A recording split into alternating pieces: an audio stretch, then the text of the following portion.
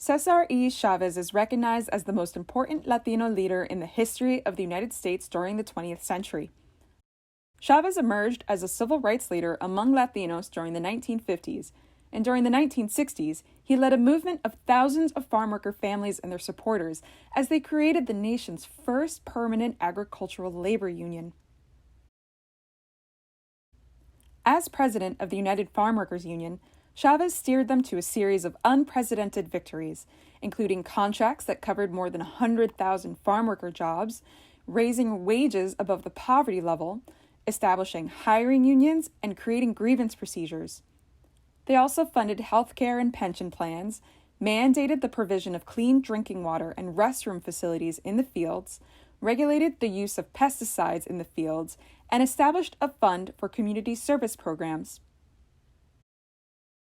His leadership brought international attention to the problems of U.S. farm workers.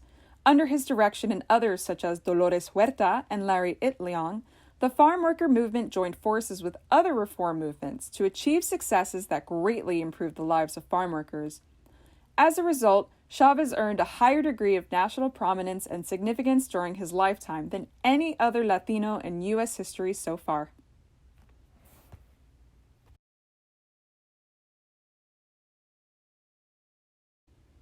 César E. Chavez National Monument, known also as Nuestra Señora Reina de la Paz, Our Lady of Peace, or simply La Paz, is a 108-acre site located in the Tehachapi Pass, situated in the Tehachapi Mountains, a transverse range separating the Central Valley of California on the northwest and the Mojave Desert on the southeast. The monument is located northeast of a town called Keene and is operated by the National Park Service and the National Chavez Center. The Quonset hut shown here was built in the 1950s by the state of California during the last part of an era when the property functioned as a tuberculosis hospital.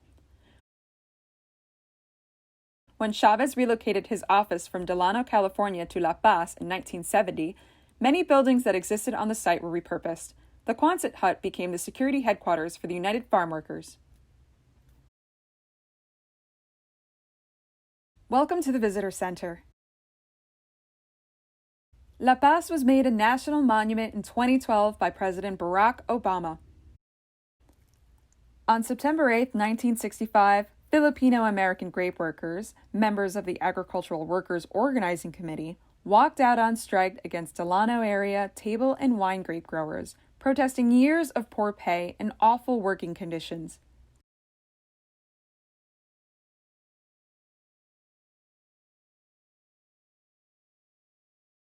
The Filipinos asked Cesar Chavez, who led mostly a Latino farm workers union, the National Farm Workers Association, to join their strike. Cesar and the leaders of the NFWA believed it would be years before their fledgling union was ready for a strike. But he also knew how growers historically pitted one race against another to break field walkouts. Cesar's union voted to join the Filipino workers' walkouts on Mexican Independence Day, September 16, 1965. From the beginning, this would be a different kind of strike. Cesar inspired the Latino and Filipino strikers to work together, sharing the same picket lines, kitchens, and union halls. He asked strikers to take a solemn vow to remain nonviolent. The strike drew unprecedented support from outside the Central Valley, from other unions, church activists, students, Latinos and other minorities, and civil rights groups. Cesar led a 300-mile march, or peregrinación, from Delano to Sacramento. It placed the farm workers' plight squarely before the conscience of the American people. The strikers turned to boycotts, including table grapes, which eventually spread across North America. Cesar's office remains as it was when he was active at La Paz from 1970 to 1988. The administrative building that housed the office had deteriorated to such a degree that it could not be saved. Before the building was demolished, experts from the Smithsonian Institution cataloged each object and its precise location. The walls were left in place when the building was raised. Upon completion of the new building, each object was returned to its previous spot and a window installed to allow visitors to view the office and its contents. Here you will see an arbor that marks the entrance to the Chavez Memorial Garden.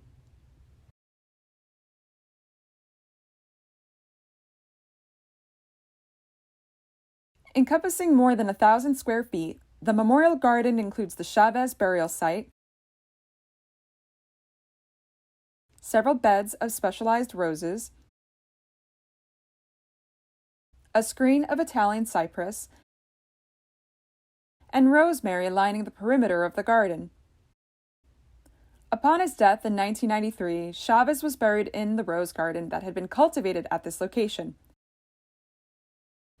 Landscape architect Dennis Dallin designed and supervised the construction of the former memorial space in 2001. The desert garden is planted with desert species found in Arizona, where César Chávez once lived. Of the 108 acres within the boundaries of the National Monument, 1.9 are federal land, 8.6 are federal interest, and 96 are privately owned and operated by the National Chavez Center. The cross-shaped building was the financial management building for the United Farm Workers during the 1970s. The building was originally constructed as a children's hospital in the early 1920s. Building 4 is the largest building in the National Monument. Made in 1927 as part of California's tuberculosis sanitarium, it was the first hospital on the site. The UFW converted the building to a dormitory in the 70s, and it functioned as such through the 1980s. Thousands of union members came to La Paz to help devise and implement organizing strategies, receiving training in contact administration, and to strengthen their sense of solidarity. This area was the central hub of activity during the UFW period. The cafeteria in the center of the residential area, flanked by the Chavez House and a number of other residential buildings, became a gathering place where people lived and celebrated together. The residential area is situated uphill to the north and sprawls out to encompass the wide open terrain within the oak savanna. This area is defined by the Tehachapi Creek to the southwest, and the central peak within the site gradually rises to nearly 3,000 feet.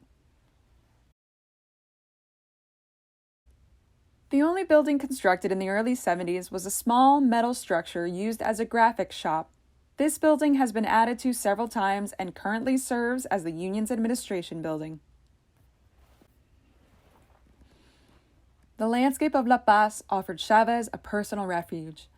As he told writer Jacques Levy in 1970, he needed a place to, quote, reflect on what was happening, to shed all those million little problems, and to look at things a little more dispassionately. The site's varied elevation and landscape of oak savanna and grassland provide an open character and expansive view of the surrounding mountains. In the drier months, the California blue oaks color the landscape laden with golden grass. The spring brings wildflowers and lush green grasses.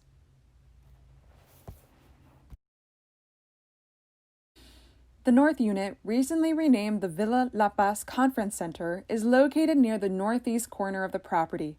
During the UFW era, it played an important role in the community's everyday life. The building was the center of celebrations, education, and business.